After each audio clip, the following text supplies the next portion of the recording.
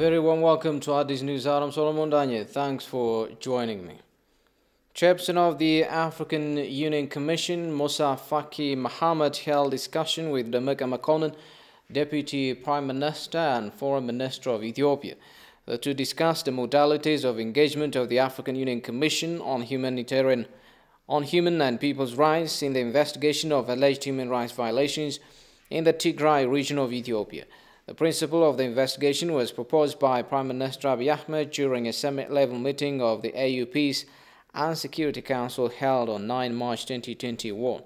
The chairperson of the Commission welcomed the readiness of the Ethiopian government to cooperate with the African Union's treaty body.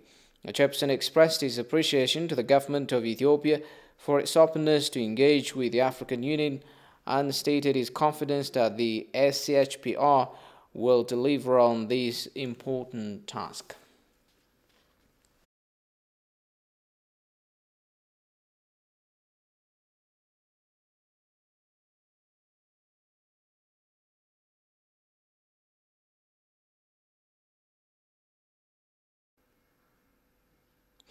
The European Union Council adopted conclusions stressing Ethiopia's important role as a strategic partner and a key multilateral actor.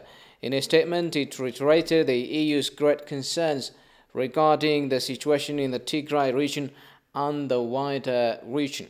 In the conclusions, the EU urged all parties to ensure full, rapid and unhindered humanitarian access to all people in need in all areas. It acknowledged the Ethiopian government's work to address some of the needs of the population in the region.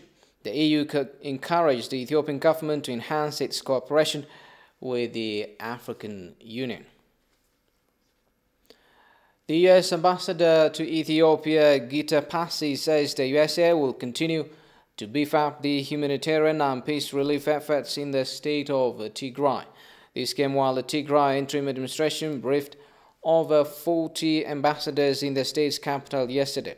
The CEO of the administration, Mulu Nega, has called on global donor and humanitarian organizations to help reinforce Ethiopia's humanitarian rehabilitation and peace-building efforts.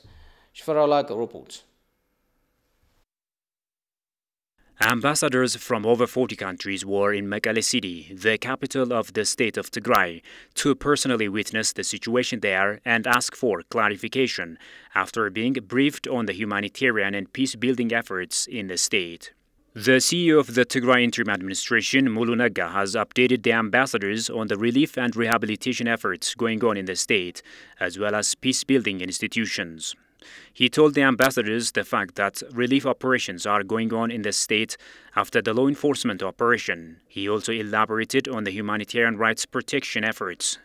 Despite the fact that the government has provided unfettered access to the state, the contribution of international donor communities and humanitarian organizations is still only 30%. U.S. Ambassador to Ethiopia told ETV that the U.S. will stand by Ethiopia. First of all, I'm very pleased to be able to have come to Mekelle with so many diplomatic colleagues. I've only been in the country a short period of time, and this is my first trip, and I think that it underscores how important we feel Tigray is. As you know, it's a focus for not just the United States, the government of Ethiopia, but many countries. You know, I'm the ambassador of the United States, so I can't address what other countries are doing, but I will tell you that the U.S. government, through USAID, has been the largest donor in Tigray for 3 decades, not for 3 months, for 30 years. And we also are the largest donor overall to Ethiopia. We've just had our disaster assistance relief team, the DART team, has been set out. They are active, they're already working. So the U.S. is exactly in the place we want to be, which is helping the most vulnerable populations of people in Tigray, in Ethiopia. She added that as a long-time ally, U.S. will cooperate with Ethiopia in various areas. I'm very, very proud to have them here, and we're very proud to be contributing in many, many ways. As you heard during the briefing, the U.S., through USAID, has provided about 6 months of food aid. I mean, this is very important, and we'll continue to do so. We are partners of the people of Ethiopia. We want this area and this nation to thrive. We care very much about what we do here, and we're glad and proud to be engaged with Ethiopia as partners to assist in this very difficult time. The state of Tigray has taken the occasion to call on the ambassadors and international donor communities to help beef up the support of the humanitarian and relief operations. The ambassadors, who asked various questions for clarification, have pledged to stand by Ethiopia in its effort to provide relief and humanitarian assistance. They've also appreciated the briefing, underlining that such moves will create more clarity, thereby showing the openness of the government of Ethiopia concerning the situations in the state of Tigray. Ethiopian diasporas in New York held demonstrations protesting against foreign intervention in Ethiopia's internal affairs. The rally is an extension of Wednesday's demonstration this week in Washington, D.C. One of the organizers from Washington, D.C., Lidet Muleta, said Ethiopia values other countries supporting bilateral relationships, but intervening in internal affairs is not compromised. Emmanuel Jorge presents the story.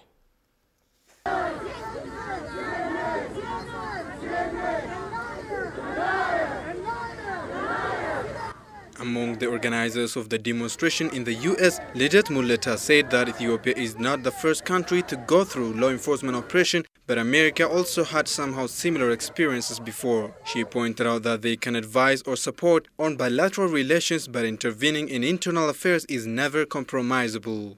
We want the U.S. relationship with Ethiopia to continue. But we also would like internal matters to stay internal. We would like advice, support, and bilateral partnerships.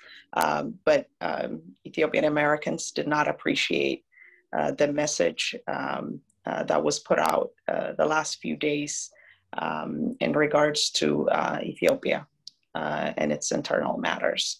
The United States, and there was similar law enforcement operation that occurred, and it was a matter where the rule of law had to be upheld. So this is not something foreign even to the United States government or the United States citizens.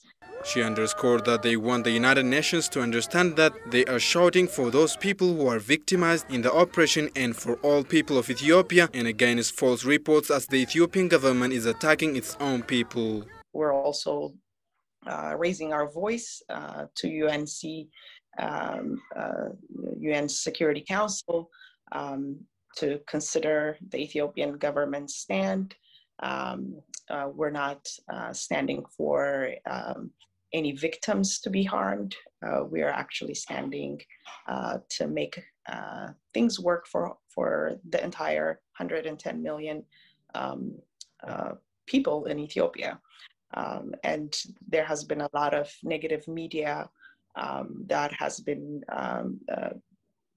perceiving that Ethiopia is attacking its own citizens, which is not the case. Ethiopian diasporas held a huge demonstration today in New York, standing by the Ethiopian sovereignty to fix its internal affairs solely. Thank you, Russia! Thank you, China! Thank you.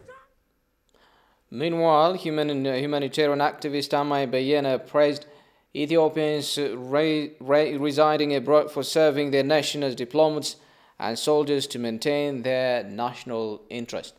Goshmeliso has more.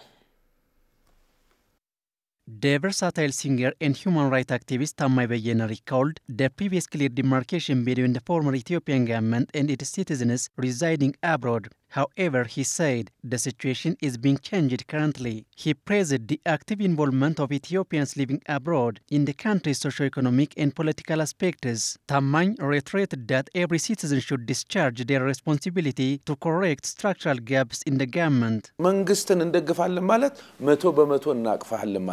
You know, supporting the government does not mean completely do not criticizing it. There are many gaps and questions with regard to the government's structures. One should not be considered as an enemy because he spoke out against the government. The same goes true when one supports the government. Even though we have differences, we should not compromise issues that challenge Ethiopia's tranquility and unity.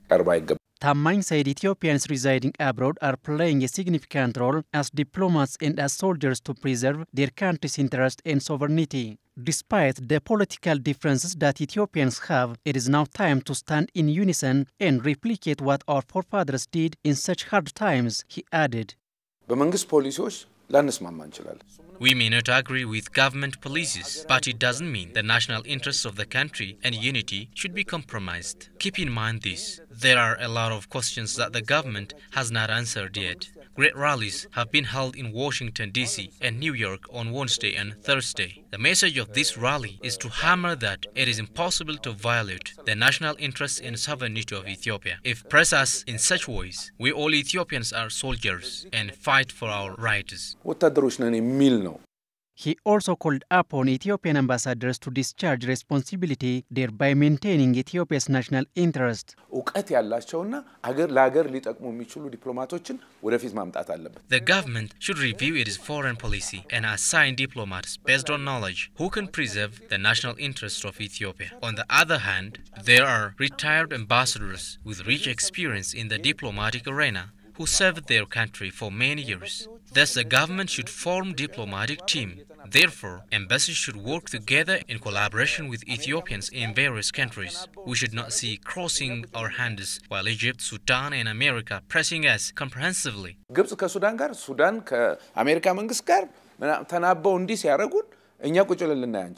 Tammany Bayene, who is well known for his philanthropy works for IDPs in natural and man-made disasters, was in exile for many years. The government of Ethiopia has unveiled a 5-year lowland livelihood resilience project with a 2.2 billion per in Afar regional state. The launch of the project was held in Samara town in the presence of senior government officials and representatives of various stakeholders. Afar Regional State Lowland Resilience Project Coordinator Derisa Ali said the 5-year project will be implemented in 250 localities of 20 waredas in the region, calling on the community stakeholders to contribute their share for the success of the initiative. State Minister of Peace, Kadiaka Gazahin, to his part said the government has been undertaking various community-based activities to transform livelihoods of pastoralists across the nation. Finally, the Ethiopian Accident Investigation Bureau said on Wednesday that it plans to release a final report on the fatal crash of the Boeing jet in the near future, but looming in the background is a disagreement over the report's findings by authorities in the United States. According to the people familiar with the probe, tensions over how to characterize the findings of a probe into an Ethiopian Airlines 737 MAX crash 2 years ago have prompted U.S. investigators to consider taking the unusual step of issuing separate comments with their conclusions. Kasan Janesmo from Al Jazeera.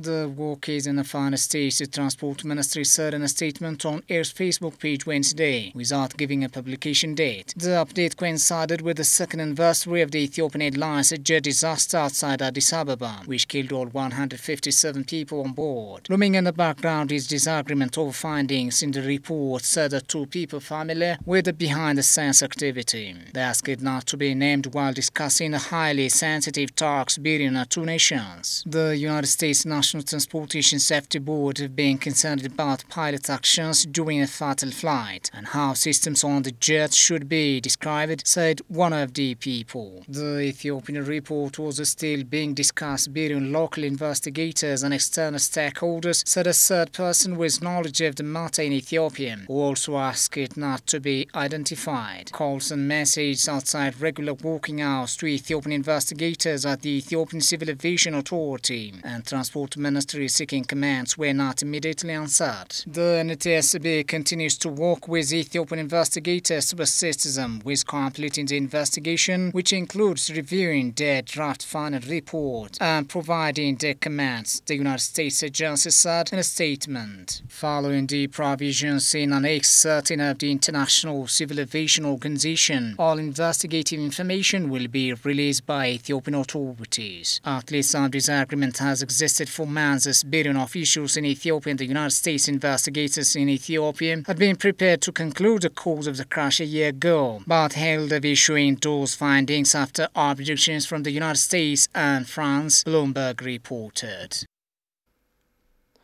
And before we go, a reminder of our top stories. Ethiopians in the diaspora rallied against foreign intervention in Ethiopia's internal affairs. And tensions low between US and Ethiopia in 737 MAX crash probes. Well, that's it for the news. For me, Solomon Danya, and the rest of the English team here in the studio. Thanks for watching. Have a good day.